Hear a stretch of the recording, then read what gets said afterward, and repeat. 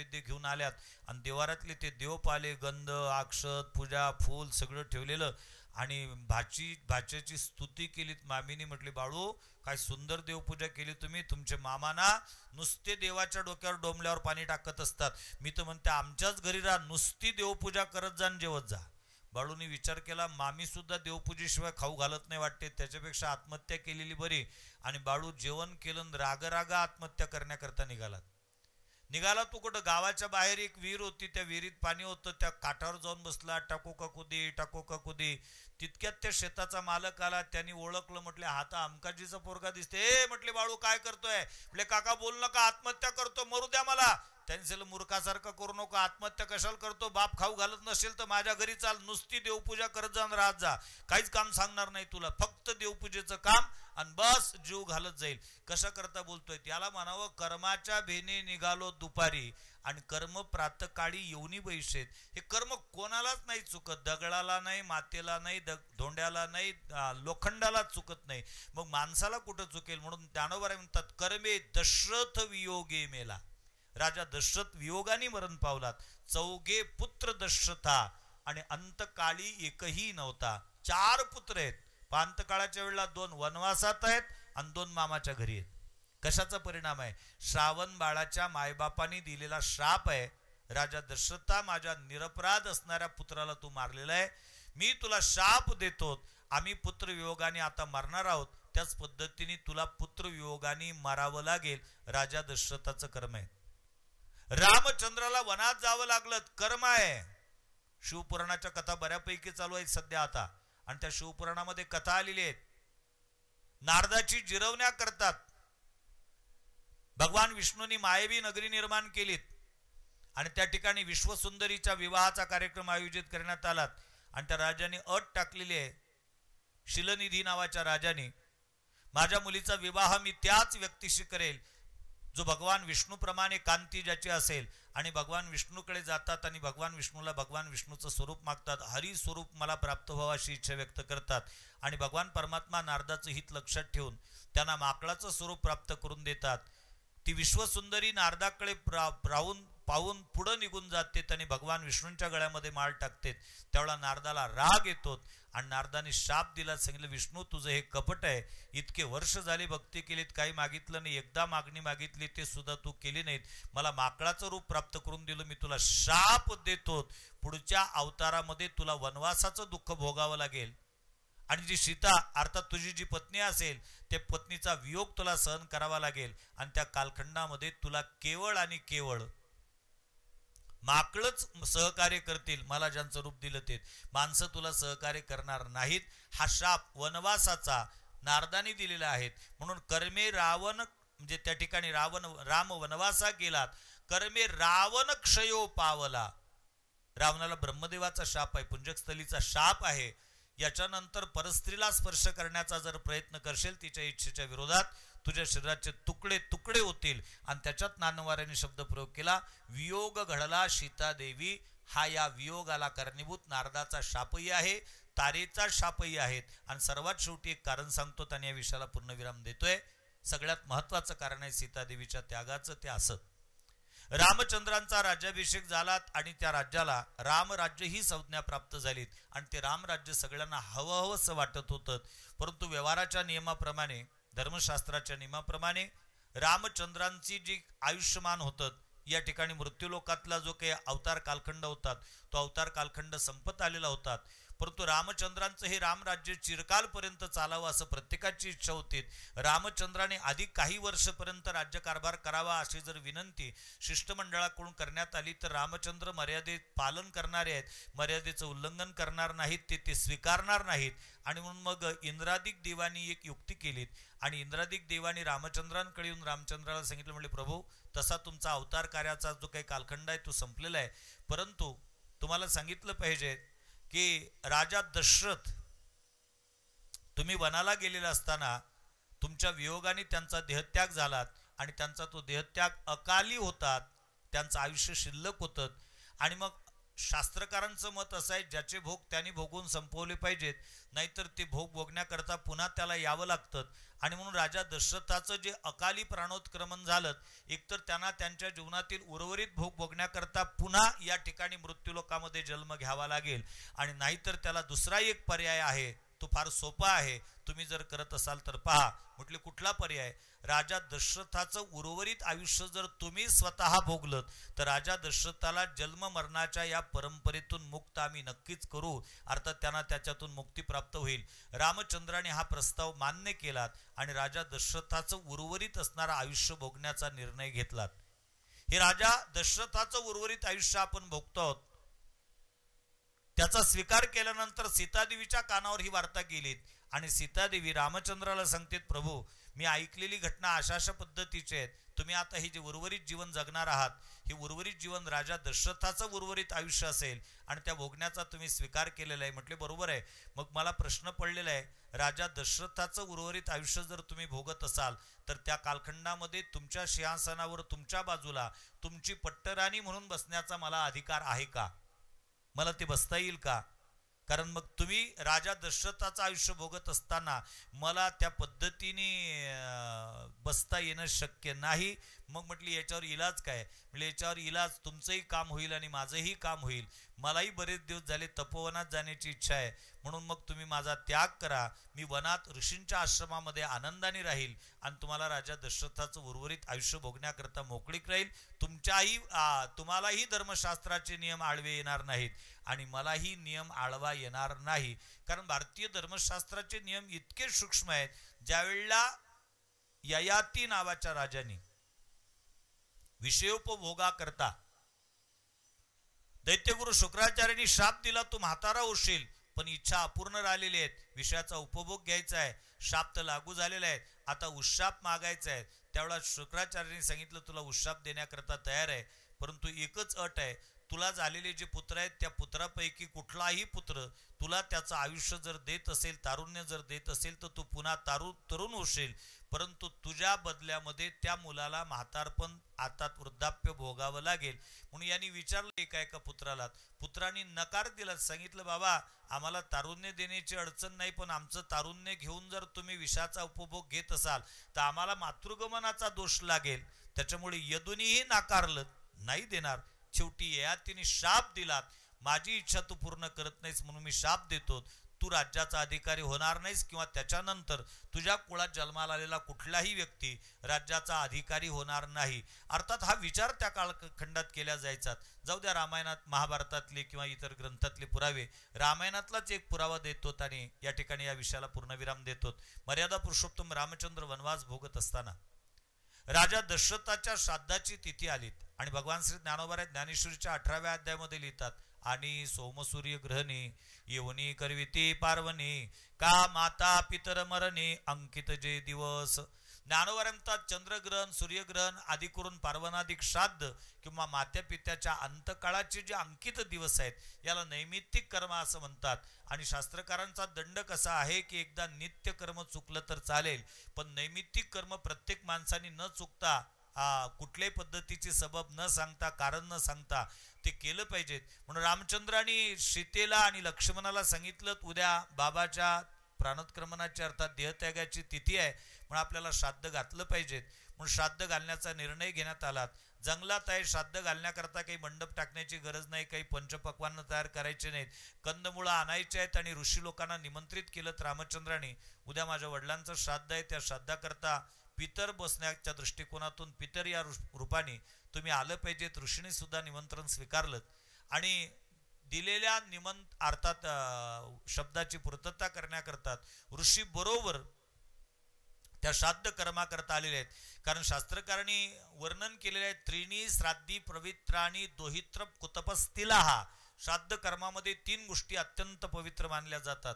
दोहित्र म्हणजे मुलीचा मुलगा, कुतप म्हणजे 11:35 ते साधारणतः 12:35 दिवसाचे हा जो काही कालखंड आहे त्याच्यापैकी या कालखंडाला पंचांग शास्त्राच्या नुसार कुतप नावाचा मुहूर्त मानल्या जातात आणि या कुतप नावाच्या मुहूर्तामध्ये श्राद्धादी कर्म करण्याची घालण्याची परंपरा आहे आणि तीळ तेही काळे तीळ हे अत्यंत पवित्र मानल्या जातात. साधारणतः 11:30च्या दरम्यान ऋषी महर्षी रामचंद्राचं निमंत्रण स्वीकारून त्या ठिकाणी श्राद्धाचं भोजन घेण्याकरता आलेले आहेत आणि सीतादेवीने त्या ऋषींना पाहिलं.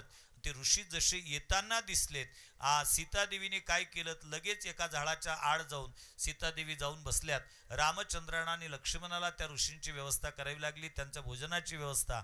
ते भोजन करून निघून गेल्यानंतर कधी न संतापणारे राम रामायणामध्ये सीतेवर संतापताना दिसतात आणि सीतेला सांगितलं, का ग सीते, आपण त्यांना निमंत्रित केलं होतं आणि ते निमंत्रित पाहुणे आपल्याकडे आलेले असताना त्यांची व्यवस्था न करता तू त्या झाडाच्या आड जाऊन बसलीत, याचं कारण काय? त्यावेळेस सीतादेवीने दिलेलं स्पष्टीकरण खूप महत्वाचं आहे रामायणातलं.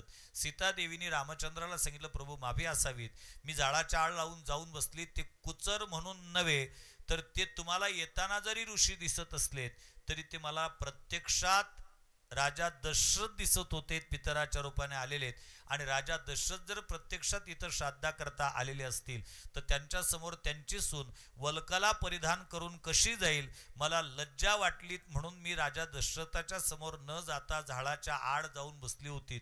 ज्या सीतादेवी वनवासात असताना श्राद्ध कर्मा करता आलेल्या ऋषींमध्ये राजा दशरथाला पाहून लाजतात, त्या सीतादेवी प्रत्यक्षात त्यांचे पती रामचंद्र राजा दशरथाचं आयुष्य उपभोगत असताना रामचंद्राच्या मांडीला मांडी लावून सिंहासनावर कशा बसू शकतील, ती नैतिकता सीतादेवींची होती. त्याच्यामुळे सीतादेवीने वनात जाण्याची इच्छा केली होती, म्हणून रामचंद्राला सीतादेवीचा त्याग करावा लागला.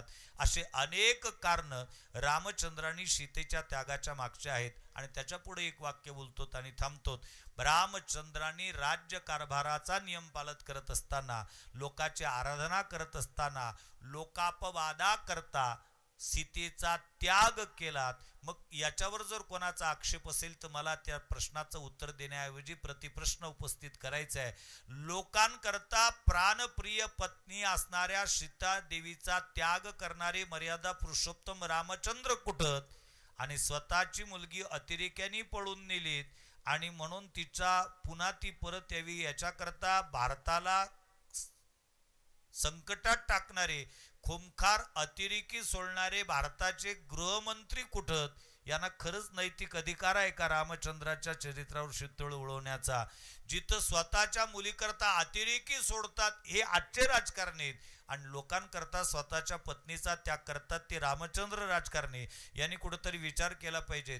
देशद्रोहाचे आरोप होऊन सुद्धा मंत्रिपदाचा राजीनामा न देणारे आमचे मंत्री कुठं, आणि केवळ एक व्यक्ती त्यांच्या प्राणप्रिया पतीवर आक्षेप घेतात किंवा शिंतोळ उडवते, त्या सीतेचा त्याग करणारे रामचंद्र कुठं, याची कुठंतरी तुलना करून पहा, म्हणजे मग रामचंद्रांचं जीवन आपल्याला कळेल. नवे नवे तुरुंगात जाऊन सुद्धा मुख्यमंत्री पदाचा राजीनामा न देणारे मंत्री कुठं, आणि केवळ एका व्यक्ती करता स्वतःच्या पत्नीचा त्याग करणारे रामचंद्र कुठं, याचा विचार अत्यंत महत्वाचा आहे. आणि त्याच्यात एक पुढे सांगतोय, कदाचित बऱ्याच लोकांच्या मनामध्ये शंका आहे की सीतादेवीचा त्याग करून रामचंद्राने सीतेवर अन्याय केला. मला एक वाक्य सांगितलं पाहिजे. रामचंद्रांनी सीतेचा त्याग करून सीतेवर नाही स्वतःवरच अन्याय करून घेतलेला आहे. कारण रामचंद्रांनी सीतादेवीचा त्याग केल्यानंतर रामचंद्रांच्या चेहऱ्यावरचं स्मित हास्य कायम स्वरूपीचं मावळलेलं आहे. त्याच्यानंतर आयुष्यात कधीही रामचंद्र हसताना दिसलेले नाहीत. आणि दुसरी महत्वाची गोष्ट अशी आहे, रामचंद्रांनी सीतादेवीचा त्याग केल्यानंतर सीतेवर अन्याय केला ही गोष्ट त्याच वेळेला सिद्ध होत होती जर रामचंद्रांनी सीतादेवीचा त्याग केल्यानंतर दुसरी पत्नी केली असती तर. रामचंद्राला रामचंद्राच्या जीवनामध्ये अश्वमेध यज्ञ करण्याची इच्छा निर्माण झाली. त्यावेळेला कुलगुरू वशिष्ठांनी मान्यता दिलीत, रामा अश्वमेध करण्याचा अधिकार तुझ्यासारख्या राजाला आहे, तू अश्वमेध करू शकतो, पण अश्वमेधाच्या काही पूर्व कल्पना तुला दिल्या पाहिजेत, पूर्व तयारी त्याची करण्याच्या दृष्टिकोनातून. अश्वमेधा करता यजमान लागतो आणि तो यजमान विवाहित असावा लागतो. आणि नुसता विवाहित असं चालत नाही, त्याची पत्नी त्याच्या सोबत असली पाहिजे. तुला जर अश्वमेध यज्ञ करायचा असेल तर सध्या सीता तुझ्या जवळ नाही, त्याच्याकरता पूर्व तयारी म्हणून तू पुन्हा लग्न केलं पाहिजे, तरच तुला अश्वमेध करता येईल, अन्यथा नाही. रामचंद्राने सांगितलं अश्वमेधा करता दुसरी पत्नी करणं जर क्रमप्राप्त असेल तर नको मला ते, कारण मी अश्वमेध करणार नाही, कारण मी सीतेच्या व्यतिरिक्त दुसरी पत्नी स्वीकारणार नाही. आणि त्यावेळेला रामायणातले रामचंद्रांचे उद्गार अत्यंत महत्वाचे आहेत. रामचंद्र वशिष्ठांना सांगतात, महाराज राज्य कारभारा करतात किंवा राजनीतीच्या नियमाचं पालन करत असताना अयोध्येच्या राजानी राणीचा त्याग केलाय, रामानी सीतेचा त्याग केलेला नाही. सीता ही रामाच्या हृदय सिंहासनाची कायमस्वरूपीची मालकीन आहे. मी सीतेचा त्याग केला नाही. रामानी राजकारणाकरता अर्थात राजानी राजकारणाकरता राणीचा त्याग केलेला आहे. ह्या सगळ्या संदर्भाचं चिंतन ज्या दिवशी आपण करू त्यावेळेला मर्यादा पुरुषोत्तम रामचंद्राचं जीवन आपल्या लक्षात येईल. उर्वरित जे चिंतन आहे ते दुपारच्या सत्रामध्ये आपण पाहूत. रामचंद्रांनी दिलेला लक्ष्मणाला आदेश, लक्ष्मणाने रामचंद्राच्या आदेशाप्रमाणे सीतादेवीला तिथं वाल्मिकीजीच्या आश्रमापर्यंत पोहोचून देण्याची पार पाडलेली जबाबदारी, आणि त्या ठिकाणी लक्ष्मणजी आणि सीतादेवीचा झालेला मननीय संवाद आणि त्याच्यानंतर वाल्मिकीजी आणि रामायण नावाच्या ग्रंथाची निर्मिती, ते लवकुशाला शिकवून त्यांच्याकडून कंठस्थ करून घेणे, या विषयाचा ओपो आजच्या दुपारच्या सत्रामध्ये आपण करणार आहोत. म्हणून झालेली सेवा संतांच्या तथा गुरुवरांच्या चरणी समर्पित करून सेवेला या ठिकाणी पूर्णविराम देतोय.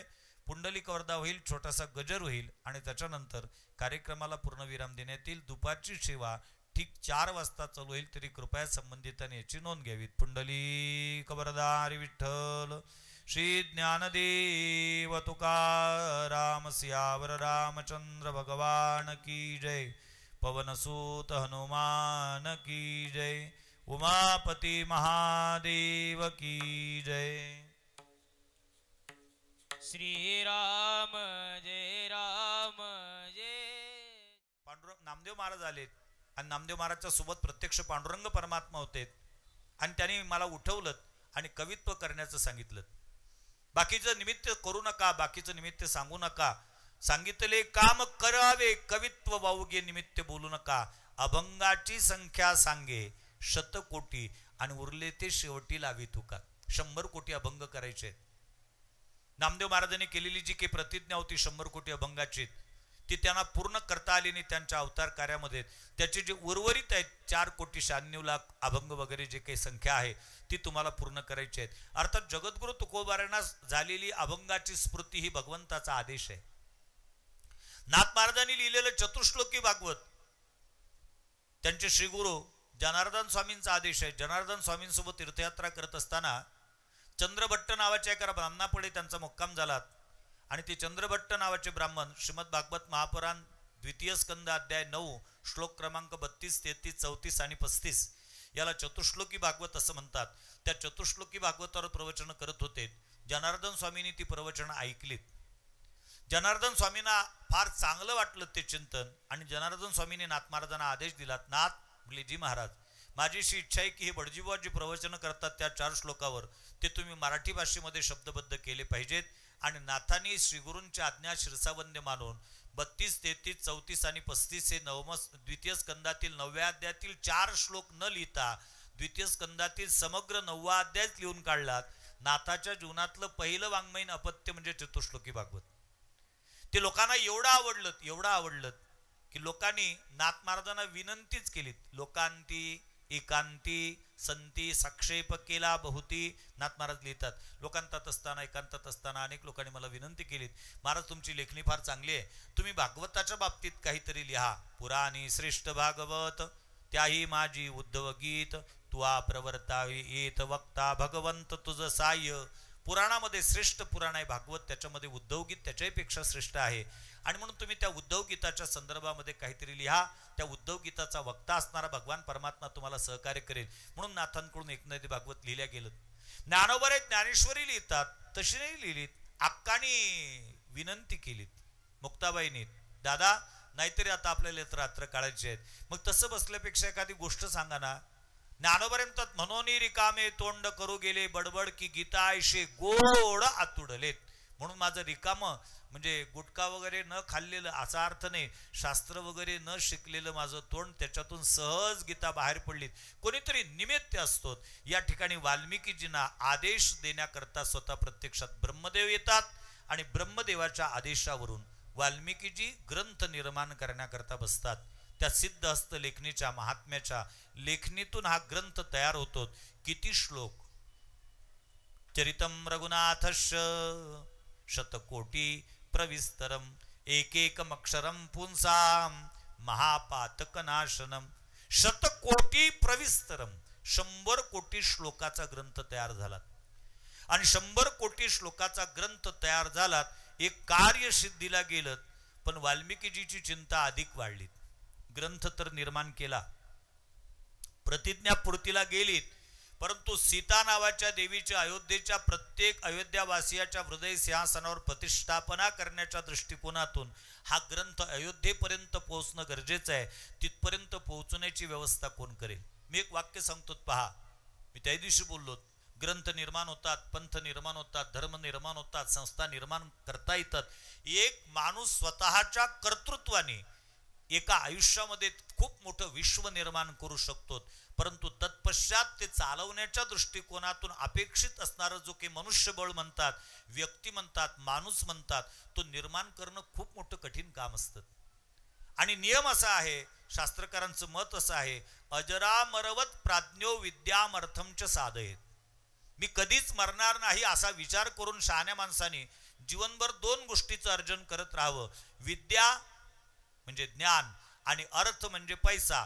2 गोष्टीचं अर्जन करताना अर्जन करणाऱ्यांनी वयाचा विचार करू नये. मी मरणार आहे हा विचार डोक्यातून काढून टाकावा आणि त्या दोघांचं अर्जन करावं. मी माफी मागून बोलतो, या वाक्यापैकी एक वाक्य प्रत्येकाने पक्क पकडून ठेवलेलं आहे.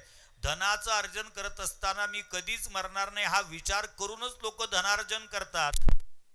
एखाद्या वेळा काय होतं, भाजी व्यवस्थित होते, फोडणी व्यवस्थित दिल्यामुळे, आणि पहिल्याच पंक्तीमध्ये पट्टा तुटतो.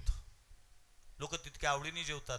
लोक म्हणतात आजची भाजी खूपच चांगली झाली होती, मग आता भाजी करायची पुन्हा. लोक म्हणतात दुसऱ्या बाईच्या हातून नाही भाजी करायची, आता ती आहे अनायशे योगायोगाने, तिलाच मग बोलावतात, बाई तू ये आणि तू भाजी कर. ते मगाचं चुलही तेच आहे, भांडही तेच आहे, मसालाही तोच आहे आणि भाजीचं साहित्य सगळं तेच आहेत. मला इमानदारीने विचारायचं आहे, महिला मंडळीची संख्या जास्त आहे, अगोदर ज्या बाईने भाजी केलेली होती तेच साहित्य तिच्याजवळ दिल्यानंतर अगोदर जशी भाजी झाली होती तशी होईल काय?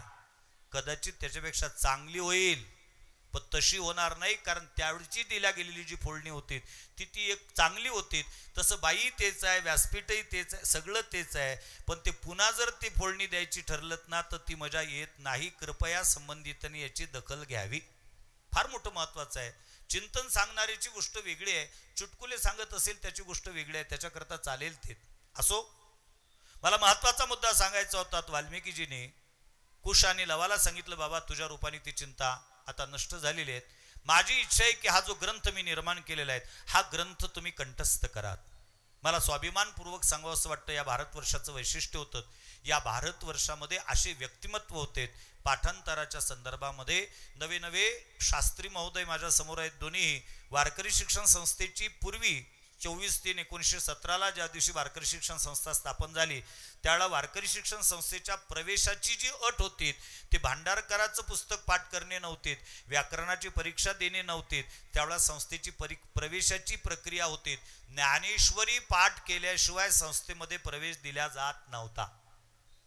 माझे गुरु वैकुंठवासी संतश्री वासुदेवजी महाराजांच्या जीवनचरित्रामध्ये सरळ लिहिलेलं आहे. ज्यावेळेला महाराज आळंदीला गेलेत, लक्ष्मण महाराज इगतपुरीकरांना भेटलेत, लक्ष्मण महाराजांना विनंती केली मला संस्थेत प्रवेश घ्यायचा आहे. त्यावेळेला लक्ष्मण महाराजांनी हातात ज्ञानेश्वरी दिलीत आणि सांगितलं डोंगरावर जा, म्हणे लक्ष्मणबा इगतपुरी कर, ज्ञानेश्वरीचे तू 100, ज्ञानेश्वरीचे 100 पारायण कर. आणि नुसतं पारायण नाही, त्या ज्ञानेश्वरीची परीक्षा घेतल्या जायची, मग संस्थेत प्रवेश दिला जायचा. आता कठीण आहे. तरी वैकुंठवासी परमपूजनीय बोधे बाबा असेपर्यंत परंपरा होती. नाही प्रवेशाला ज्ञानेश्वरी पाठ. 4 वर्ष सुटलेत आणि बाबाच्या दर्शनाकरता आलात तो पोरगा. दर्शन घेतलं, बाबा 4 वर्ष झालेत पहिल्या नंबरने पास झालो. बाबा लगेच गाथा काढायचे, घेऊन हो डोंगरावर कर गाथा पाठ, कर ज्ञानेश्वरी पाठ. कारण पाठांतराला अनन्यसाधारण महत्व होतं असं वर्णन केलं जातं. असं वाचलं माझ्या वाचण्यात आलं की ज्यावेळेला सिकंदर भारतात आला, सिकंदर भारतात येण्याकरता ज्यावेळेला निघाला त्यावेळेला त्याने आईला विचारलं, त्यांच्या त्या पुरोहितांना, त्यांचे जे काही असतील विद्वान असतील त्या विद्वानांना विचारलं की मी भारतावर स्वारी करण्याकरता चाललेलो आहोत, मी भारतातून काय आणावं असं तुम्हाला वाटतं? त्यावेळेला त्यांनी सांगितलं, बाबा भारतातून आणायचंच असेल तर भारत हा देश जो समृद्ध आहे त्याला कारण आहे तिथली वैदिक परंपरा, त्या वेदातलं तत्वज्ञान. म्हणून भारतातून आणत असताना ऋग्वेदाची संहिता भेटली तर फार चांगलं राहील, ऋग्वेदाची संहिता घेऊन याल. ज्यावेळेला सिकंदर भारतात आला त्यावेळेला त्यांनी पहिल्यांदा शोध केला, ऋग्वेद काय, ऋग्वेद काय, ऋग्वेद कुठं मिळेल याचा शोध घेतोय. आणि एका ब्राह्मणाकडे ऋग्वेदाची संहिता असल्याचं त्याच्या निदर्शनास आलं. ऋग्वेद मिळावात या दृष्टिकोनातून तो त्याच्याकडे गेला. नंग्या तलवारी घेऊन सैनिक उभे आहेत, सांगितलं मला ऋग्वेदाची संहिता पाहिजे तुझ्याकडची. त्या ब्राह्मणाने विचार केला काय करावं आता आपण, आपली संस्कृती यांना द्यायची का? त्यावेळेला त्यांनी सांगितलं सरकार मला मुदत देण्यात यावी, उद्या सकाळी तुम्हाला ऋग्वेदाची संहिता देतो, उद्या सकाळी. म्हणजे ठीक आहे. पहारा त्याच्या घराच्या अवतीभोवती ठेवण्यात आला. त्याचा एक 11 वर्षाचा मुलगा होता. त्या ब्राह्मणाने त्या 11 वर्षाच्या मुलाला सांगितलं बाबा फार मोठं धर्मसंकट आहे, हा आता ऋग्वेदाची संहिता घेऊन जाणार आहे, मग काय केलं पाहिजे? त्यांनी एक यज्ञकुंड तयार केला. त्या ब्राह्मणाने त्या ठिकाणी मुलाला बाजूला बसवलं, हातात ऋग्वेदाचे संहितेचे एक एक पान घेतोय, एक एक ऋचा तो ब्राह्मण वाचतोय, त्या मुलाला त्या म्हणायला लावतोय आणि तो मुलगा ती ऋचा कंठस्थ करतोय. ऋचा कंठस्थ झाली की ते ऋग्वेदाचं पान अग्नीच्या मुखामध्ये टाकल्या जाते आहेत आणि रात्रभर ही क्रिया चाललेली होती. ब्राह्मणांनी ऋचा वाचावीत, पोरांनी ती कंठस्थ करावी आणि कंठस्थ झाल्यानंतर ऋग्वेदाचं पान अग्नीमध्ये टाकल्या जावं. अगदी सूर्योदयाच्या वेळेला दिलेल्या शब्दाची पूर्तता व्हावी त्या दृष्टिकोनातून स्वतः त्या ठिकाणी सिकंदर आलात आणि पाहतो तर काय ऋग्वेदाचं शेवटचं पान त्यांनी अग्नीत टाकलेलं होतं. तो भयंकर संतापलात, तलवार काढली तर त्या ब्राह्मणाला सांगितलं तू माझा विश्वासघात केलात. त्यांनी सांगितलं मी भारतीय संस्कृतीचा आहे, विश्वासघात केला नाही. जो ऋग्वेद मी अग्नीच्या मुखीत टाकलेला आहे तो ऋग्वेद माझ्या 11 वर्षाच्या मुलांनी कंठस्थ केलाय रात्रभरामध्ये. तुम्ही त्या मुलाला देऊ शकतो तुला, पण ऋग्वेदाची संहिता मी देऊ शकत नाही. मला बाकीचा इतिहास नाही सांगायचा, मला सांगायचं आमची स्मरणशक्ती इतकी दांडगी होती की एका रात्रीमध्ये ऋग्वेद कंठस्थ करणारे लोक होते. अगदी काल परवापर्यंत अयोध्येत 24,000 युक्त असणारा सध्याचा हा रामायण नावाचा ग्रंथ पाठांतर कंठस्थ असलेले लोक ब्राह्मण अयोध्येमध्ये होते. त्यांच्याकडे पाठ व्हायचे, संहितेचे पाठ व्हायचे, ते कंठस्थ रामायण म्हणून दाखवत होते. आज मात्र पाठांतराची फार मोठी वानवा झालेली, फार मोठी अडचण आहे. संप्रदायामध्ये सुद्धा तशीच दिसते. वैकुंठवासी जगन्नाथांना पवार म्हणायचे संप्रदाय पूर्वी सिद्धांचा होतात. बंकट स्वामी सिद्ध, मारुती महाराज सिद्ध, लक्ष्मण महाराज सिद्ध, मामासाहेब सिद्ध होते. 5-5 गाथे ज्यांच्या पाठ होते. आज मात्र आमच्या संप्रदायाची परिस्थिती अशी आहे, काल परवापर्यंत जो संप्रदाय सिद्धांचा होता तो आता प्रसिद्धांचा झालाय आणि प्रसिद्धांचा जेव्हापासून झालाय तेव्हापासून केवढं परिवर्तन झालं. कीर्तनकाराच्या अभंग पाठ असतो कीर्तना करता घेतलेला, टाळकऱ्यांच्या प्रमाण पाठ असतात, समोर बसलेल्यांच्या गाथे पाठ असतात आणि ज्यांच्या काहीच पाठ नसते ते दिंडीचे मालक होत असतात. दिंडीच्या मालकांची परिस्थिती तशीच आहे. त्यांना ओम सहना भवतुही म्हणता येत नाही, ते ओम सहना भवतू म्हणतात. ही परिस्थिती आहे, फार मोठी पंचायत आहे.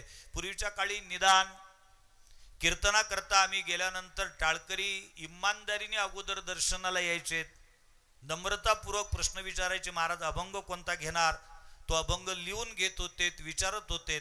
आता ही परंपरा शिल्लक राहिली. आता प्रत्येकाकडे मोबाईल आलात, कीर्तनकाराला भेटील कोण, त्याला नमस्कार करेल कोण, त्याच्यासमोर झुकील कोण, त्याला विचारील कोण. कारण आता भर केंद्रावर कॉफ्या चालवण्याची परवानगी आहे. कीर्तनकारासमोर मोबाईल काढून त्याच्यात तो पाहता येतो आणि त्याच्यात अभंग वाचता येतो. परंतु त्याच्यात अभंगाचे पाठ चांगलेच असतील असं काही सांगता येत नाही, कारण ते लिहिणारे कोण, मूळ ग्रंथ महत्वाचा आहे. पाहोनिया मोबाईल करावे कीर्तन नाही, ऐकूनिया कॅसेट करावे कीर्तन नाही, तर पाहोनिया ग्रंथ करावे कीर्तन. ग्रंथांवर प्रेम केलं पाहिजे. ग्रंथाची साधना पाठांतराच्या माध्यमातून होते, त्याला आवर्तन दिल्याच्या माध्यमातून होते. कुश आणि लवानी ते आव्हान स्वीकारलं आणि वाल्मिकीजींनी सांगितलेलं रामायण त्यांनी अगदी काही दिवसात कंठस्थ केलं.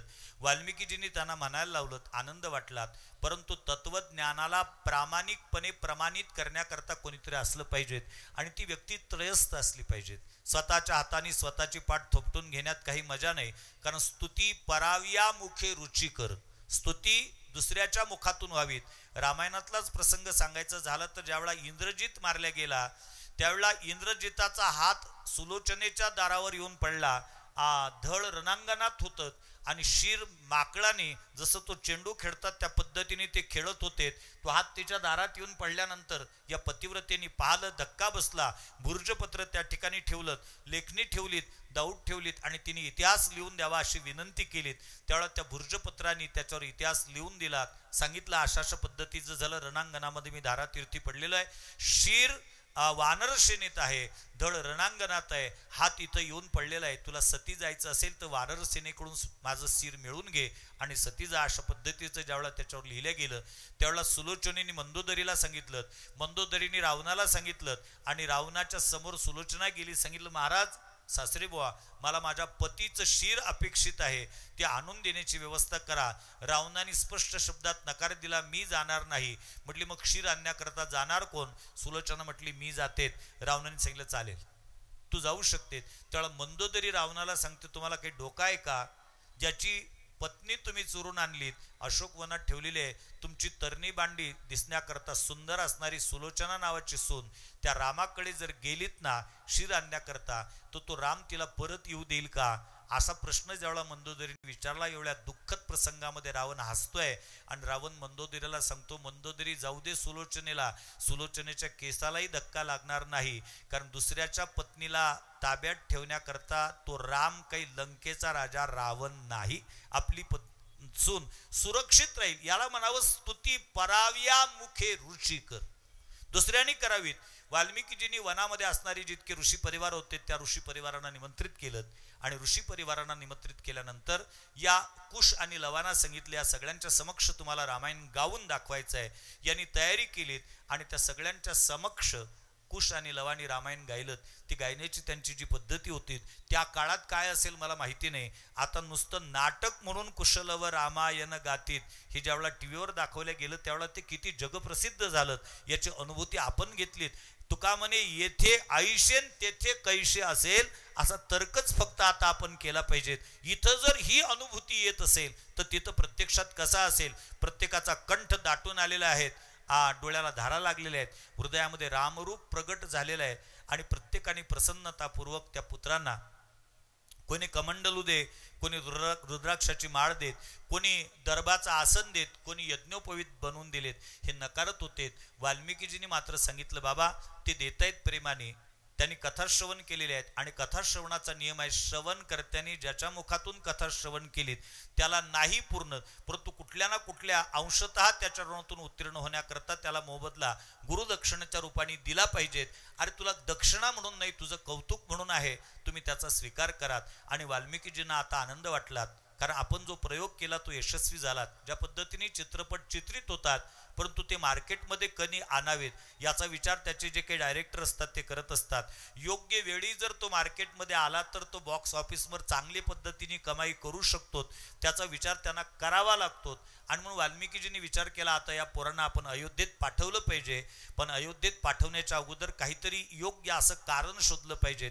आणि नेमकं वाल्मिकीजीच्या कानावर येते की रामचंद्राने अश्वमेध नावाचा यज्ञ करण्याचा निर्णय घेतलेला आहे आणि त्या अश्वमेध यज्ञाच्या पर्व काळावर त्या मुहूर्तावरच आपण या पुत्रांना अयोध्येत पाठवलं पाहिजे. हा विचार त्या ठिकाणी वाल्मिकीजीच्या अंतःकरणामध्ये उदित होतो आणि कुश आणि लवांना ते जवळ घेतात. सांगितलं, पोरांनो, मला तुमचं जेवढं कौतुक करावं तेवढं थोडं आहे, तुम्ही माझ्या श्रमाचं सार्थक केलेलं आहे, आता तुम्हाला अयोध्येत जायचं आहे आणि हेच गीत त्या ठिकाणी गाऊन दाखवायचं आहे. पोरांना खूप मोठा आनंद आहे. तुम्ही पाहत ना, तुमच्याकडे मुलं असतील ते शाळेत जातात सोमवार ते शुक्रवार आणि त्यांची सकाळची शाळा जर सोमवार ते शुक्रवार असेल ना तर रोज त्या पोरांना शाळेत जाण्याच्या अगोदर मायबापाला त्याचा काकळा करावा लागतो, तरी ते उठत नाहीत. 5 मिनिट थांब, 1 मिनिट थांब, अर्धा मिनिट थांब, उठलोच असं करतो. पण सुट्टीच्या दिवशी चिखलदऱ्याचा प्लॅन करा, आणि महिनाभर अगोदर त्याला सांगून ठेवा पुढच्या महिन्यातल्या पहिल्या रविवारी आपल्याला चिखलदऱ्याला जायचं आहे आपली गाडी घेऊन. माझ्या माहितीप्रमाणे त्या दिवशी त्यांना उठवावं लागत नाही, ते मायबापाला उठवतात, उठा आपल्याला चिखलदऱ्याला जायचं आहे, कारण उत्सव प्रियत असते. यावेळेला इतका आनंद वाटला कुशलवांना, आपण जंगलामध्ये जन्माला आलो, जंगलात लहानाचं मोठं झालो, शहरात जाण्याचा योग आपल्या जीवनामध्ये आहे. पण वाल्मिकीजींनी ते नाचतात आनंदाने हे पाहिलं तर त्यांच्यासमोर एक अट टाकली, तुम्हाला तर अयोध्येत जायचं आहे पण अट एवढीच आहे, तुम्हाला त्याच्याकरता तुमच्या आईची परवानगी मिळवली पाहिजे. कुश आणि लव धावत धावत सीतादेवीकडे जातात, सीतादेवीला नमस्कार करतात, तिची सेवा करण्याकरता लागतात. सीतेने विचार केला बहुतेक यांना काहीतरी चॉकलेट बिस्किट काहीतरी पाहिजे वाटते म्हणूनच इतकी ही लाडी गोडी लावतात, तशातला काही प्रकार नव्हता. कुशाला विचारते सीतादेवी, का रे बाबा कशा करता आलात? सांगितलं आई काही नाही, तुझी परवानगी घेण्याकरता आलोत. गुरुजींनी आम्हाला सांगितलेलं आहे की आम्ही जे गीत आता पाठ केलेलं आहे ते गीत अयोध्येत जाऊन गायचं आहे आणि अयोध्येत जाऊन गाण्याकरता तुम्हाला तुमच्या आईची परवानगी घेणं गरजेचं आहे आणि मग परवानगी घेण्याकरता आम्ही इथपर्यंत आलोत. अयोध्येत जाऊन हे गीत गायचं आहे असं ज्यावेळेला त्यांच्या मुखातून शब्द बाहेर पडले त्यावेळेला सीतादेवीच्या डोळ्यातून नकळत अश्रूच्या धारा चालू झाल्यात. कुश आणि लव सीतादेवीचे ते अश्रू पुसतायत दोन्ही डोळ्यातलेत आणि असं वाटतंय की आई जी रडतायत ना त्या रडण्याचं कारण आईचं आमच्यावर प्रेम आहे. आईला असं वाटतं हे जातील शहरात तर शहरातच राहतील, ते परत येणार नाहीत. आणि म्हणून कुश सीतादेवीला आश्वस्त करतो, आई चिंता करू नकोत, मला माहित आहे तुझं आमच्यावर खूप प्रेम आहे, आम्ही काही तिथं अयोध्येत मुक्कामाला जाणार नाही, अयोध्येत परत येऊ, गुरुजींची आज्ञा आहे म्हणून आम्हाला तिथं जायचं आहे. आणि जाऊ देत, नसेल तुझी आज्ञा तर गुरुजींनी सुद्धा तसंच सांगितलेलं, आई जर नाही म्हणत असेल तर मी तुम्हाला पाठवणार नाही. सीतेने अश्रू पुसलेत आणि सीतेने अश्रू पुसून त्या ठिकाणी कुश आणि लवांना सांगते, बाबा गुरुजीच्या आज्ञेच्या पुढे आईच्या आज्ञेची काही गरज नाही रे. हे अयोध्येचं सगळ्यात मोठं वैशिष्ट्य आहे. मला अधिक एका प्रसंगाचं दिग्दर्शन करायचं आहे. ज्या दिवशी रामचंद्र वनात जाण्याकरता निघालेत आणि लक्ष्मणजी रामचंद्राला सांगतात, दादा तुम्ही निर्णय जर पक्का केलेला असेल वनात जाण्याचा तर हा लक्ष्मण तुमच्यासोबत येईल. त्यावेळेला रामचंद्र लक्ष्मणाला सांगतात, लक्ष्मणा हरकत नाही, त्याच्याकरता तू आईची परवानगी काढली पाहिजेत.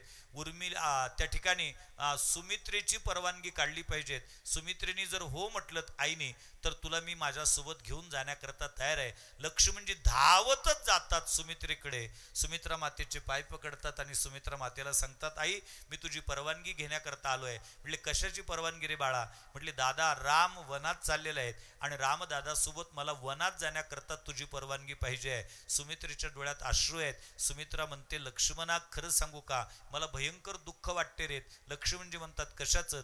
मी दादासोबत जातो याचं का? लक्ष्मणाला सुमित्रा सांगते, तू दादासोबत जातो याचं दुःख नाही रे, दादासोबत जाण्यासाठी परवानगी काढण्याकरता तू इथपर्यंत आलात याचं मला दुःख वाटते. मला खऱ्या अर्थाने खंत वाटते. अरे तू जर माझं दूध प्यालेलं आहेस आणि माझ्याच दुधावर जर तुझं पोषण झालं असतं तर रामचंद्राच्या सोबत जाण्याकरता तुला माझी परवानगी काढण्याची गरज भासली नसती. माझ्या परवानगीशिवाय जर तू रामासोबत वनात गेला असतात ना तर तू माझ्या दुधाचं ऋण फेडलं असं मला वाटलं असतं. मला दुःख वाटते तू इथपर्यंत विचारत आलात याच. ही मानसिकता अयोध्येची आहे. सीतेने सांगितलं, अरे गुरुच्या आज्ञेच्या पुढं देवाच्या सोबत जाण्याकरता आणि गुरुच्या सोबत जाण्याकरता मात्या पित्याच्या परवानगीची आवश्यकता नसते. पोरांनो जा, गुरुजींनी सांगितलं त्यांच्या आज्ञा शिरसावंद्य मानायचे, काही तुम्हाला अडचण नाहीत. तुम्ही गुरुजींच्या सोबत गेलं पाहिजे, गुरुजींच्या आज्ञेचं पालन त्या ठिकाणी केलं पाहिजे.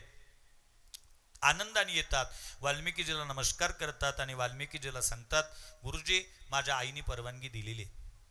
वाल्मिकीजीला आनंद वाटतात आणि वाल्मिकीजी पुन्हा त्या पोरांना नियम सांगतात, तुम्हाला अयोध्येत जायचं, एक लक्षात ठेवा, तुम्ही जंगलात जन्माला आलेले आहात, जंगलात वाढलेले आहात.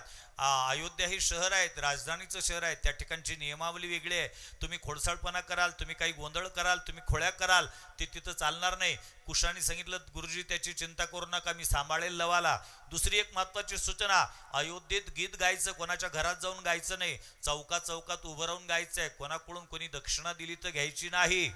इथं तुम्हाला ऋषींनी दिलीत, सवय लागली एकदा माणसाला दक्षिणा घेण्याची की तो कोणाकडूनही घेत असतो. अयोध्येत मात्र तुम्हाला दक्षिणा घेता येणार नाही. म्हटले ठीक आहे गुरुजी.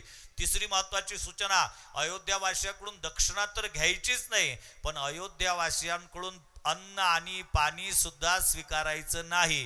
कारण वाल्मिकाजींची प्रतिज्ञा आहे, जोपर्यंत सीता नावाच्या या देवीची अयोध्यावासियाच्या हृदय सिंहासनावर प्रतिष्ठापना करत नाही तोपर्यंत अयोध्यावासियांचं अन्न आणि जल आपल्या करता वर्जित आहे, त्याचा स्वीकार करायचा नाही. मग मात्र कुश आणि लवाच्या समोर प्रश्न पडला. म्हटली गुरुजी आम्हाला तर भूक भयंकर लागते, तुम्ही म्हणता अन्न खायचं नाही, मग काय? म्हटली त्याची चिंता करू नका, मी तुमची व्यवस्था करून देतो. तुमच्यासोबत भूक लाडू आणि तहान लाडू देतो. पुराणामध्ये किंवा कथेमध्ये पूर्वीच्या काळी भूक लाडू आणि तहान लाडू ही संकल्पना मांडल्या जायची. ही कपोल कल्पित नाहीये. खरंच आयुर्वेद शास्त्रामध्ये अशा पद्धतीचे पदार्थ बनवण्याची पद्धती होती. आपल्या भागात काय म्हणतात कोणास ठाऊक, काही भागात त्याला आगाळा म्हणतात, सराटा म्हणतात, अपामार्ग म्हणतात संस्कृतामध्ये, ज्याचे ते असे लागतात ते काटेत. त्याचं बी काढायचं, ते साजूक तुपाबरोबर भाजायचं आणि त्याच्यात चवीपुरता रवा टाकून साखर टाकून त्याचे मुंगाच्या दाण्या एवढे लाडू जर बनवलेत, मुंगाच्या दाण्या एवढेत फक्त, आणि एक गोळी एक दिवस खाल्ली तर खाणाऱ्याला दिवसभर भूक लागणार नाही एवढी ताकद त्याच्यात आहे, त्याला भूक लाडू असं म्हणतात. पूर्वीच्या काळी ती शाम सुपारी होती मोठी, ते केळीच्या गाभ्यामध्ये 21 दिवस ठेवल्या जायचे, त्याच्यातलं ते पाणी शोषून घेत होते आणि त्यांनी ती फुगायची. 21 दिवसानंतर ती सुपारी काढल्यानंतर त्या सुपारीचा नगभर कणोर जरी काढलात आणि तोंडात टाकला तर 15 मेला सुद्धा दिवसभर तहान लागणार नाही एवढी ताकद त्या सुपारीच्या कणामध्ये होती. त्याला तहान लाडू म्हणायचे. म्हटली मी भूक लाडू आणि तहान लाडू तुमच्या सोबत देतो, कंठ बसू नये म्हणून एखादी वनस्पती देतो. कुशाने सांगितलं ठीक आहे, लवानी सांगितलं गुरुजी थोडे जास्त दे जा, मला जास्त भूक लागते वगैरे. सगळी तयारी केलीत आणि वाल्मिकीजींना नमस्कार करून, सीतामय्याला नमस्कार करून हे अयोध्येत येण्याकरता निघतात. पोरांना अयोध्येत जाण्याचा आनंद आहे, परंतु त्यांना माहित नाही आम्ही अयोध्येत कशा करता जातोय. आमच्या आईच्या मस्तकावर लागलेला कलंक पुसण्याची जबाबदारी या बालवयामध्ये श्रीगुरूने आमच्या खांद्यावर टाकलेली आहे आणि ती यशस्वीरित्या पार पाडण्याकरता आम्हाला अयोध्येत जायचं आहे याचं भान मात्र त्या पोरांना नाही. त्या आनंदाने गेलेत. अयोध्येमध्ये चौकामध्ये ते गीत गाण्याकरता सुरुवात केलीत. अयोध्यावासियांचे कान त्या दिशेने टवकारल्या जात आहेत. चौकामध्ये ते गात असताना लोक त्यांच्या अवतीभोवती उभे राहत आहेत आणि प्रत्येक अयोध्यावासियाला ते गीत आपलं वाटते, ते चरित्र आपलं वाटते आणि त्यांना पश्चाताप व्हायला लागलेला आहे. आपण जे की गीत ऐकतोय हे आपलंच चरित्र आहे आणि आपल्या जीवनामध्ये आपण खूप मोठी चूक केलेली आहे. आपण आपल्या चष्म्यातून सीतादेवीचं जीवन पाहिलं आणि या पतिव्रतेच्या चरित्रावर शिंतोळ ओढवण्याचं पाप आपण केलेलं आहे. याचं प्रायश्चित्त आपण घेतलं पाहिजे. त्याचं प्रायश्चित्य म्हणजे अश्रूला वाट मोकळी करून देणे, हेच अंतःकरण शुद्धीचं प्रभावी साधन मानलं जातं. त्या पद्धतीने त्या अश्रूला वाट मोकळी करून देत आहेत. हे तिथून पुढच्या चौकात जातात, तोपर्यंत लोंढा पुढच्या चौकात त्यांच्या सोबत येत आहे. रामचंद्राच्या कानावर वार्ता जाते की 2 ऋषिकुमार आपल्या अयोध्येत येऊन काहीतरी गीत गात आहेत. लक्ष्मणजीला रामचंद्र पाठवतात, त्यांना राजवाड्यात बोलावणार यावं. लक्ष्मणजी त्या पोरांच्या जवळ जातात. पोरांनो, मी तुम्हाला नमस्कार करतोय, माझ्या दादा रामाने तुम्हाला राजवाड्यामध्ये हे गीत गाण्याकरता बोलवलेलं आहे. याने सांगितलं आम्ही येणार नाही, आमच्या गुरुजीच्या आज्ञा आहे, कोणाच्या घरात जायचं नाही. म्हणजे घर नाही, राजवाडा आहे राजाचा. म्हणजे राजवाडा असो की झोपडपट्टी असो, आमच्याकरता मुंग्या आणि राव आणि आम्हा समानाची जीव. मुंग्या आणि राव आम्ही समानच मानतो, आम्ही नाही येणार. लक्ष्मणाने विचार केला, म्हटले कमाल झाली त्याची. अरे म्हटले कोण बोलावतोय माहित आहे का? राजाचं निमंत्रण आहे. म्हटले कोणताही राजा असो, आम्हाला आमच्या गुरुपेक्षा कोणताच राजा महत्वाचा नाही. वैकुंठवासी अमृत महाराज नरखेडकर एक दृष्टांत सांगायचे. एका शहरामध्ये एका मंत्र्याचा दौरा होतात आणि त्या मंत्र्याच्या दौऱ्याची रस्त्याची पाहणी करण्याकरता SP साहेब चाललेले होते आणि एक मुलगा घराच्या समोरच्या नालीवर संडासला बसलेलं होतं. 5-6 वर्षाचं पोट्ट असेल ते. त्या SP पाहिलं तिलेकाचं पोट्ट त्या नालीवर संडासला बसलेल्या SP हातात दांडकुळच. ए पोऱ्या उठ, नालाय का, इथून मंत्री महोदय येणार आणि इथं तू रस्त्यावर बसलात. ते 5 वर्षाचं पोट्ट उठलं आणि त्या साहेबाला काय म्हणते, ए बाबू जास्त बोल नको, माझ्या आईला सांगून देईल का. कारण त्याला त्याच्या आईपेक्षा SP महत्वाचा नाहीच, मोठा वाटतच नाही, त्याला त्याची आई महत्वाची असते.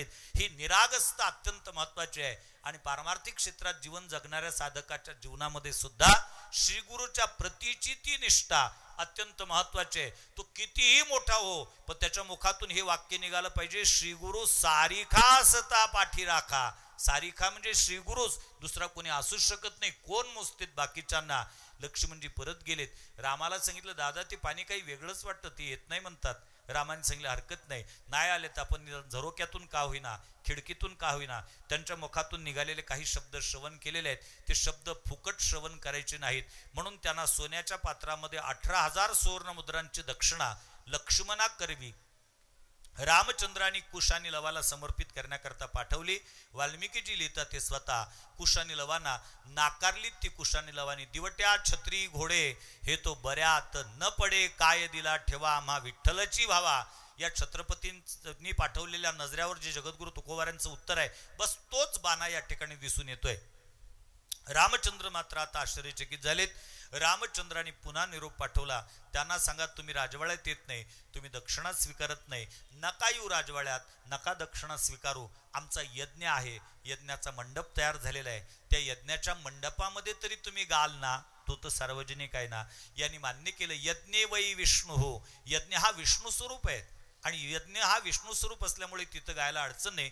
कुश आणि लवानी ते मान्य केलं आणि कुश आणि लव रामचंद्राच्या अश्वमेध यज्ञाच्या मंडपामध्ये जात आहेत. कुश लवाला सांगतेत, लवा तू फार चिकित्सक आहेस, राजाने आपल्याला जिथं बसण्याकरता जागा दिली तिथंच बसायचं, आजूबाजूची चौकशी चांबार चौकशा करत बसू नको तू. तरीही लव ज्यावेळेला मंडपात येतात त्यावेळेला ज्या ठिकाणी यजमानाला बसण्याची जागा होती, त्या यजमानाच्या आसनाच्या बाजूला एक सोन्याची मूर्ती तयार केलेली होती. त्या मूर्तीचं अवलोकन लव करतोय आणि लवाच्या डोळ्यामध्ये अश्रू येतात. आणि त्याचं कारण आहे, लव कुशाला सांगतोय, दादा म्हणजे काय, हा जो राजा आहे ना, हा जो यजमान आहे ना, याच्या बाजूला एक मूर्ती आहे, सोन्याची आहे दादा, पण खरं सांगू का, ते तंतोतंत आपल्या आईसारखीच दिसते रे. त्या पोरांना माहित नाही, आई सारखी नाही बाबा, तुझी आईच आहे, तुझ्या आईचीच ती मूर्ती आहे, पण काही माहित नाही, एवढी निरागस्त आहेत. रामचंद्र समोर येतात आणि रामचंद्राला राजा या नात्यानेही नमस्कार करतात, कारण नरानांच नराधिप, या नरा माझी राजा, तो विभूती विशेष माझा, ज्या ते सकळ लोक प्रजा होऊन या सेवती ज्ञानोबाराय म्हणतात. रामचंद्राला त्यांनी नमस्कार करावा आणि रामचंद्र स्वतः कुश आणि लवाला नमस्कार करतात. त्याचं कारण आहे, वक्त्या आधी मान गंध अक्षदा पूजन श्रोता यती झाला जाण तरी नव्हे हे उचित. वक्त्याचा मान मोठा आहे. किंबहुना जगद्गुरु तुकोबाराय गाथेत लिहितात, पितयाने जैसा वंदावा कुमर आणि जयाचे अंतर देव वसे, ज्याच्या अंतरामध्ये देव आहे त्या पुत्राला सुद्धा पित्याने नमस्कार करावा. श्रीमद भागवताच्या तृतीय स्कंदामध्ये कर्दम नावाच्या ऋषींनी कपिलाला नमस्कार केल्याचा उल्लेख आहे. स्वतःच्या पोराला नमस्कार करतात आणि ते तीर्थयात्रा करण्याकरता निघून जातात. नमस्कार केलात आणि रामचंद्रांच्या समोर कुश आणि लव पुन्हा ती कथा गातात आणि ती कथा मर्यादा पुरुषोत्तम भगवान रामचंद्र स्वतः ऐकतात. एक वाक्य बोलून मी थांबेल आता, कारण तसंच माझ्या नियोजित वेळेच्या पुढे गेलोय मी थोडसा, मला लांब कीर्तनाला जायचं आहे. रामायण आणि महाभारत हे आमचे काव्य अजरामर झाले आहेत, कारण आमचे धर्मग्रंथ नाहीत. तो आमच्या पूर्वजांचा कळगोळ अनुभवानी भरलेला इतिहास आहे आणि या इतिहासाचं सगळ्यात मोठं वैशिष्ट्य आहे, या इतिहासाचे लेखक त्या इतिहासाचे प्रत्यक्षदर्शी आहेत. त्यांनी कागदी घोडे नाचवलेले नाहीत. महाभारत नावाचा इतिहास लिहिणारे इतिहासकार भगवान वेदव्यास त्या इतिहासाचे प्रत्यक्षदर्शी आहेत आणि रामायण नावाचा इतिहास लिहिणारे वाल्मिकीजी त्या इतिहासाचे प्रत्यक्षदर्शी आहेत. नवे नवे तो दोन्हीही इतिहास त्यांनी प्रमाणित करून घेतलेला आहे. महाभारत नावाचा इतिहास जन्मेजयाला सांगितला गेला, तो त्याच्याच कुळातला आहे, त्याच्या समोर ते इतिहासाचं वाचन झालेलं आहे. आणि रामायण नावाचा इतिहास तर प्रत्यक्षात रामचंद्रांच्या समोर गायला जातो आहे. अर्थात रामचंद्राला त्याच्यात जर काही खोट वाटली असती तर नक्कीच त्याच्यात दुरुस्ती सुचवल्या गेलेली असती, परंतु उलट रामचंद्र म्हणतात, बोलीला वाल्मिक तैसाची करीन, आणि वर्तोनी दावीनं नामा म्हणे हे त्या इतिहासाचं सत्यत्व आहे. ही अत्यंत महत्वाची गोष्ट आहे. प्रत्येकाच्या डोळ्यातून अश्रूच्या धारा आहेत आणि प्रत्येक जण पश्चाताप दग्ध आहे, प्रत्येकाच्या अंतःकरण शुद्ध झालेलं आहे आणि वाल्मिकीजींनी केलेली प्रतिज्ञा आता त्या ठिकाणी सिद्धीला जाते आहेत. देहरूपाने जरी सीतादेवी त्या ठिकाणी दिसत नसल्यात तरी प्रत्येक अयोध्यावासियाच्या हृदय सिंहासनाची शुद्धी करून कुश आणि लवाच्या माध्यमातून रामायण गाऊन वाल्मिकीजींनी त्या प्रत्येक अयोध्यावासियाच्या हृदय सिंहासनावर सीता नावाच्या देवीच्या मूर्तीची पुनःप्रतिष्ठा केलेली आहे. कारण वाल्मिकीजींनी लिहिलेलं हे जे रामायण आहेत, वाल्मिकीजीच्या दृष्टिकोनातून हे रामायण रामाचं चरित्र नसून सीतायाम चरितम महत, हे सीता देवीचं चरित्र मी लिहितोय असा त्यांचा उद्देश होता. म्हणून यथामती यथावकाश आजच्या या सत्रामध्ये मर्यादा पुरुषोत्तम भगवान रामचंद्रांचं जीवनचरित्र शब्दबद्ध का केलं, त्याच्या मागच्या कारणांची मीमांसा आपण थोडक्यात करण्याचा प्रयत्न केला. तुका म्हणे यात आवडेल ते करामात, मला जे जे काही बोलायचं आहे सप्रमाण शास्त्राधार देऊन मी तुमच्या समोर बोललेलं आहे. याच्यात जे चुकीचं असेल ते माझ्या बुद्धीचे दोष आहेत, आणि जे की बरोबर असेल वैकुंठवासी गुरुवर्य संत श्री वासुदेवजी महाराज यांच्या चरणसेवेचा आहे, परमपूजनीय शुकदास महाराज यांच्या आशीर्वादाचा आहे.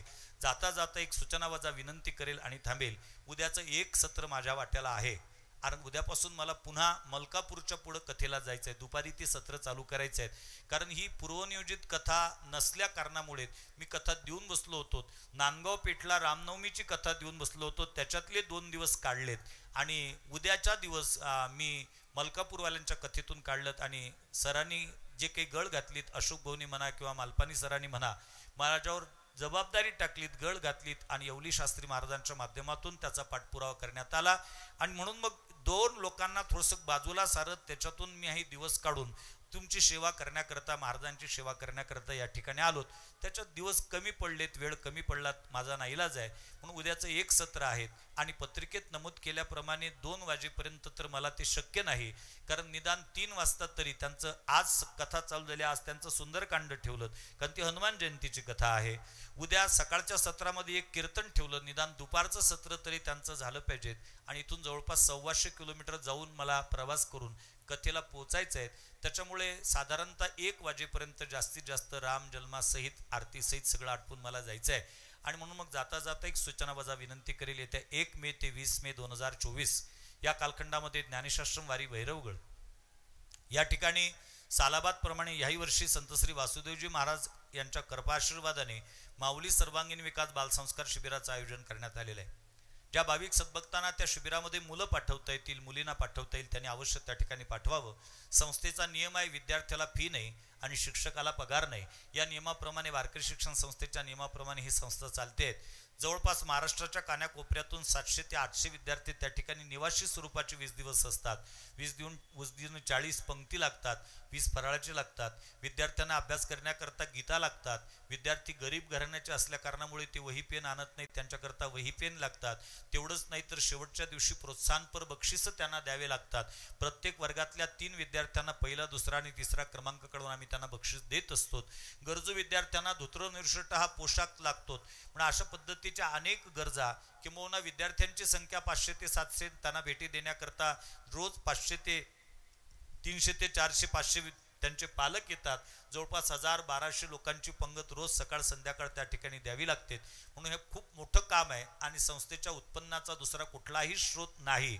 संस्थेकडे कुठलीही वास्तू म्हणा भाड्याने देण्याकरता किंवा इतर कुठला उत्पन्नाचा स्रोत नसल्या कारणामुळे 12 महिने आमच्या जोडीमध्ये जे पडतं त्याच्या माध्यमातून संस्थेचा हा डोलारा, भगवान जगन्नाथाचा हा संस्काराचा रथ आम्ही ओढण्याचा प्रयत्न करत असतो. त्या संस्काराच्या रथाला ओढण्याकरता आपण सहकार्य करू इच्छित असाल तर उद्याचे एक सत्र माझ्याकडे आहेत. पर्वकाळ आहेत, रामनवमी, परमपूजनीय महाराजांचा समाधी सोहळा आहे, पुण्यतिथी महोत्सव आहे.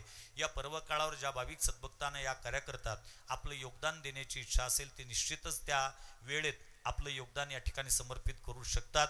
आरती होईल, कारण रोज आपण आरती घेतली नाही, तो वेळ वाचवायचा होता. म्हणून उद्या मात्र ग्रंथाची पूजा, व्यासपूजा मुख्य यजमानाकरी होईल. त्याच्यानंतर आरती होईल. आरतीच्या नंतर समोर थोडा वेळपर्यंत मी थांबेल, खुर्ची टाकून त्या ठिकाणी बसेल. ज्या भाविक सद्भक्तांना आपलं योगदान माऊली सर्वांगीण विकास बालसंस्कार शिबिराकरता द्यायचं असेल, आर्थिक स्वरूपात, वस्तू स्वरूपात, आपण निश्चित ते द्या. किंवा मी ज्यांचं बोट धरून परमार्थ शिकलो ते माझे गुरु वैकुंठवासी संत श्री वासुदेवजी महाराज यांनी मला सरळ सांगितलं, एकट्याचे द्रव्य घेऊन हे संत कार्य न करावे जाण, वाहतो श्री विठ्ठलाची आन, मीच करीन सकळ पूर्ण हे, गरीब आणि श्रीमंताशी माझे नाव सांगावे त्याशी, जो जे देईल तयाशी, नाही कोणाशी म्हणू नका. या नियमाचं मी निर्वहन करतो आणि समाज भरभरून प्रतिसाद देतो. त्याच्याच माध्यमातून गेल्या अनेक वर्षापासून मला स्वाभिमान आहे. 1988 पासून तर 2024 पर्यंत आज तागायत मे महिन्यात कुठलाही कार्यक्रम न करता मी विद्यार्थ्यांना शिक्षण देण्याचं, विद्यादानाचं अत्यंत पवित्र कार्य करतोय. मुख्यमंत्र्यांनी जरी कार्यक्रम मागितला मे महिन्यात, प्रधानमंत्र्यांनी मागितला तरी देत नाही. आणि त्या कालखंडात इमाने इकबारे विद्यार्थ्यांना शिकवण्याचं पवित्र कार्य करत असतो. म्हणून या कार्यामध्ये ज्यांना सहभागी व्हायचं असेल त्यांनी आपलं योगदान त्या कार्यामध्ये समर्पित करावं एवढी विनंती करतो. पुंडलिक वरदा होईल, अगदी 1 मिनिटाचा फक्त गजर होईल आणि त्याच्यानंतर मी आपली रजा घेऊन मला पुढच्या कार्यक्रमाला करता जायचं आहे. आपली रजा घेऊन मी माझ्या पुढच्या कार्यक्रमाकरता जाईल. पुंडलिक वरदा हरी विठ्ठल. श्री ज्ञानदेव तुकाराम सियावर रामचंद्र भगवान की जय. पवनसूत हनुमान की जय. उमापति महादेव की जय.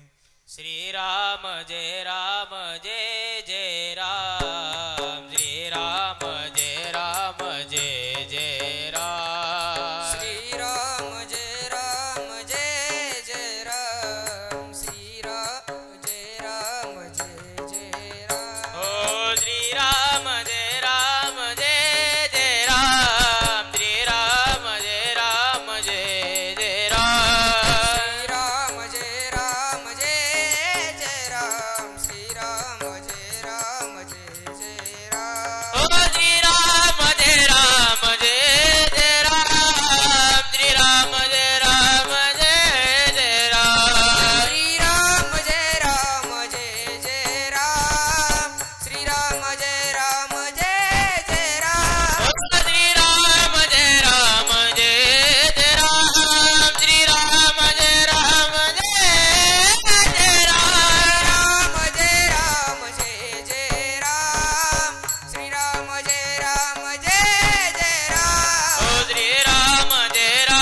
जय जय राम. श्री राम जय जय राम. ओ श्री राम जय जय राम. श्री राम जय जय राम. श्री राम जय जय राम. श्री राम जय जय राम. श्री राम जय जय राम. श्री राम जय जय राम. जय राम. पुंडलिक वरदारी विठ्ठल. श्री ज्ञानदेव तुकाराम सियावर रामचंद्र भगवान की जय. पवनसूत हनुमान की जय. उमापति महादेव की. माऊली ज्ञानेश्वर महाराज की जय. जगद्गुरु तुकाराम महाराज की जय. समर्थ सद्गुरु श्री गजानन महाराज की जय. परमपूज्य शुकदास महाराज की जय.